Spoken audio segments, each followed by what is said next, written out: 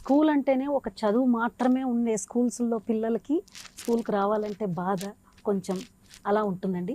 But whereas coming to Srinidhi it's not like that. ఎందుకంటే not only focusing on the subjects అండి.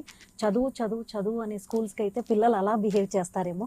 But మన స్కూల్లో ఎలా ఉంటుందంటే along with studies we are giving activities and stress free education and activity based learning. ఏ subject చెప్పాలన్నా ముందు activity తోటి స్టార్ట్ చేస్తాం. So child learning by doing వల్ల వాళ్ళకి ఇంట్రెస్ట్ కలుగుతుంది. సో టుడే వాట్ యాక్టివిటీ ఇవాళ మన స్కూల్లో నేర్పించబోతున్నారు అన్న ఒక ఎగ్జైట్మెంట్ తోటి స్కూల్లో ఎంటర్ అవుతారు. ప్లస్ ఎవ్రీడే యాక్టివిటీస్ ఉంటుంది. Karate, yoga, dance and all will be participating.